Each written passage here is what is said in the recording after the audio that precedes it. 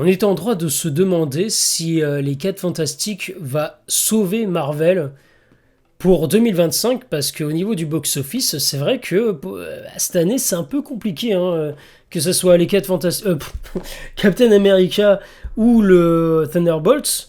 Ce sont deux films qui n'ont pas dépassé les 500 millions de dollars au box-office mondial, alors que, alors certes, je crois que, alors respectivement, Thunderbolts a rapporté 350 millions de dollars par là, et comment dire, Captain America a rapporté autour de 450. Voilà, environ. Donc c'est vrai que n'importe quel studio serait heureux que son film rapporte cette somme. Mais pour des studios comme Marvel, et surtout quand tu sais que à la base, les films du MCU, la plupart, ils ont tous ils faisaient des scores incroyables à un moment donné. Enfin, pendant les 3 premières phases, c'était toujours environ 600, 700, 800 milliards, pardon, pas milliards, 800 millions, et ça a dépassé le milliard. Ne parlons même pas de Infinity War et Endgame qui, tous les deux, ont dépassé les 2 milliards de dollars au box-office mondial. Donc, il y avait quand même une époque où le MCU, c'était gage de succès. Que ce soit à la fois critique, mais aussi commercial. Alors plus commercial parce que critique, pas forcément, mais en tout cas, d'un point de vue commercial, c'était le succès garanti. Mais depuis Endgame, c'est un peu plus compliqué. Et si je ne dis pas de bêtises, il me semble qu'il n'y a que 2 films qui ont dépassé le milliard depuis Endgame, à savoir, comment dire, Spider-Man No Way Home et Deadpool et Wolverine. Et ce qui peut justifier leur succès, c'est surtout parce que dans les 2 cas, on a fait revenir des têtes d'affiche, des acteurs, des personnages. Donc on a fait revenir Wolverine, bien entendu, Hugh Jackman en tant que Wolverine, qui était censé avoir mis tiré un trait sur son arc narratif avec son personnage, notamment avec le film Logan, qui était censé être la conclusion de Wolverine. Et donc il avait dit c'était son dernier film, il n'allait pas revenir. Finalement, il a voulu faire plaisir aux fans, à Ryan Reynolds aussi, parce que voilà, il rêvait de travailler avec Hugh Jackman, on le sait tous. Donc voilà, on a eu ce film avec ce duo, ça a attiré du monde, on était tous contents de revoir Hugh Jackman, et voilà, ça justifie en fait le succès de Deadpool et Wolverine. Et la même chose pour Spider-Man No Way Home, on a eu le retour de Tobey Maguire, d'Andrew Garfield, donc voilà, ça a fait bouche à oreille, même si on savait tous. Parce que dans les trailers, ils voulaient pas nous dire, hein, ils essaient de garder la surprise, mais non, vous verrez, on vous dit rien, vous allez voir s'il y a les 3 Spider-Man, on le sait qu'ils allaient être là. Donc voilà, et ça a attiré les gens, on était tous contents, même moi, malgré les nombreux défauts que No Way Home a, le petit côté fanservice, ça a l'air un petit peu fonctionné, ce qui fait que ouais, j'étais content de revoir Tobey Maguire, je vais pas le cacher, et Andrew Garfield qui pour moi, et je le dis encore aujourd'hui, c'est le Spider-Man le plus sous-coté, alors que pour moi, Andrew Garfield, je trouve que c'était le meilleur Spider-Man, même si le Spider-Man de mon enfance, c'est Tobey Maguire, voilà, c'est le Spider-Man de mon cœur, mais objectivement, je trouve que Andrew Garfield, c'était le meilleur Spider-Man. Voilà, je suis désolé, c'est comme ça, voilà. Mais Tobey Maguire, voilà, je t'oublie pas, c'est le Spider-Man de mon enfance. Donc voilà, bref, tout ça pour dire que j'étais content de revoir ces 3 Spider-Man réunis, et beaucoup de gens aussi, c'est pour ça que le film a fonctionné, ça a dépassé le milliard de dollars. Et hormis ces 2 films, les autres, c'était assez compliqué. Hein. Alors Doctor Strange 2, je crois qu'il avait pas... C'était pas trop mal, il me semble qu'il avait fait 700 millions, quelque chose comme ça, honnêtement, je me souviens plus des chiffres. Mais en dehors de ces quelques films, la plupart du temps, c'était un échec, hein, et même pour les séries. Pareil, la plupart des gens ont décroché. Et on est en droit de se demander si les 4 Fantastiques, justement, va un peu sauver Marvel au niveau du box-office. Parce que, oui, comme je le disais, Thunderbolts et Captain America n'ont pas rencontré un énorme succès. Même si Thunderbolts, d'un point de vue critique, ça a été quand même plutôt positif. Même moi, j'avais apprécié le film. Donc voilà. La question que maintenant on peut que je disais justement, on se pose tous, c'est voilà, est-ce qu'il va sauver, machin. Et la réponse est, a priori, oui. Parce que quand on voit à quel point le film a fait un très bon score au démarrage, il a déjà rapporté 218 millions de dollars au box-office mondial, sachant qu'il est sorti la semaine dernière. Donc c'est tout à fait légitime qu'on se dise, bah oui, je pense qu'il va être un très bon succès. Ça va, alors je sais pas combien il va terminer, de quelle manière sa course. Est-ce qu'il va rapporter 700, 800 millions?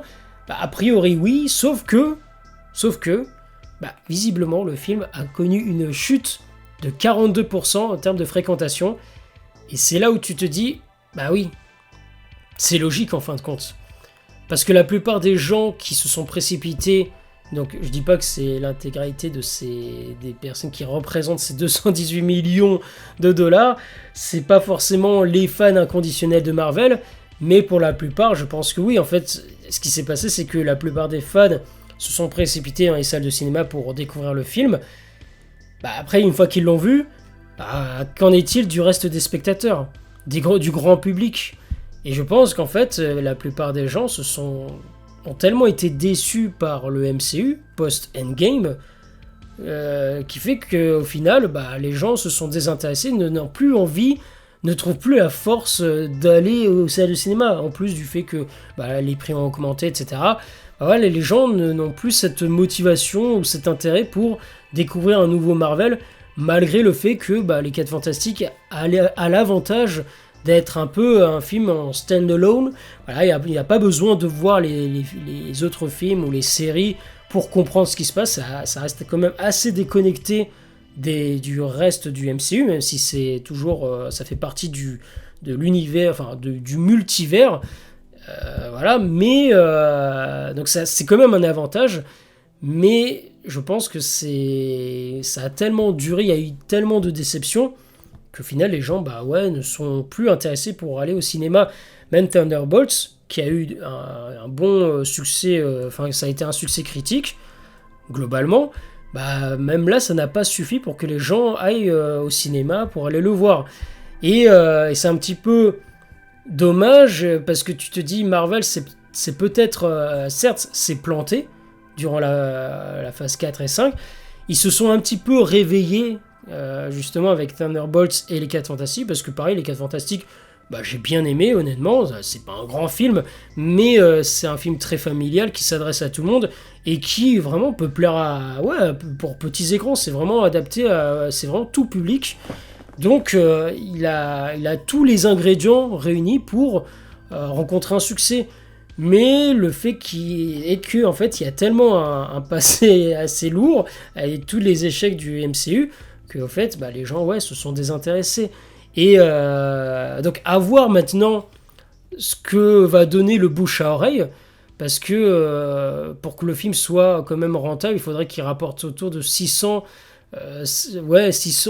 au moins 600 millions de dollars, sachant que ouais, le film a coûté 200 millions sans compter le marketing. Donc si on rajoute le marketing, tout l'aspect marketing, c'est 225-250 millions de dollars. Donc le film, il faut qu'il rapporte au moins 600. Donc avec cette chute, est-ce que le film va atteindre cet objectif? On le verra bien. Tout dépend en fait du bouche à oreille. Et comme le film quand même reçoit de bonnes critiques, bah peut-être que ça va un petit peu faire que le film remonte la pente. Mais voilà, est-ce que les gens ont encore envie de donner une chance au MCU? Bah, c'est la question qu'on se pose. Donc on fera de toute façon une vidéo où on reviendra sur la fin de parcours des 4 Fantastiques, mais aussi de Superman. Je pense que ça peut être intéressant de parler un petit peu, parce qu'il faut savoir que Superman a dépassé les 500 millions de dollars, donc Warner a atteint l'objectif financier. C'était leur objectif d'atteindre les 500 millions, c'est chose faite. On reviendra par rapport à ça justement. Ça ne veut pas dire pour autant que c'est un succès, ça veut juste dire qu'ils ont atteint l'objectif financier, donc voilà, pareil, il faut nuancer un petit peu les propos, mais ça permettra, cette vidéo, de compléter un peu celle que j'avais faite il y a un peu plus d'une semaine, justement, voire même corriger certaines choses que j'avais pu dire. Donc voilà. Et ouais, tout ça pour dire que est-ce que les gens sont encore intéressés par le MCU? Et la réponse, je pense que la plupart d'entre vous, vous allez me dire, bah ouais, bah honnêtement, plus vraiment. Et on a eu aussi quelque chose, je voulais juste faire une petite parenthèse par rapport à Avengers Doomsday. On a Rebecca Romijn, je sais pas comment ça se prononce, Romijn, bref, l'actrice qui joue donc Mystique dans la trilogie originale des X-Men, eh bien, elle a révélé que le film, le scénario d'Avengers Doomsday n'était pas terminé. Et bon, désolé, il y a ça qui dérange, voilà. Ah, voilà, vous voyez le titre, c'est mieux. Ah, c'est bon, vous l'avez lu? Voilà. Donc, elle a révélé que, apparemment, le scénario du film n'était pas terminé.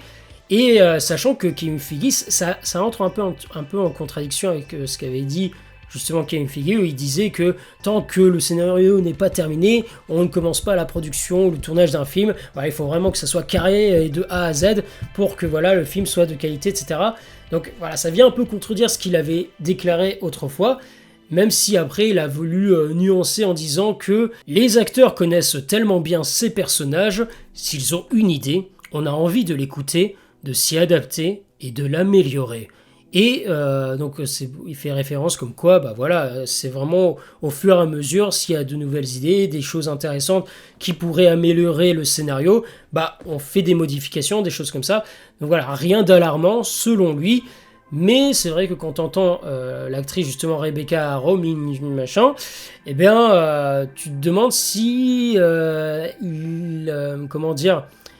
il n'essaie pas de mettre la poussière sous le tapis et essaye de relativiser en disant mais non mais tout va bien, vous inquiétez pas, tout est sous contrôle, alors qu'en fait peut-être qu'ils ne contrôlent absolument rien, peut-être qu'ils sont en totale panique et là ils sont en train de faire plein de modifications. Les réactions des acteurs de l'industrie sont mitigées.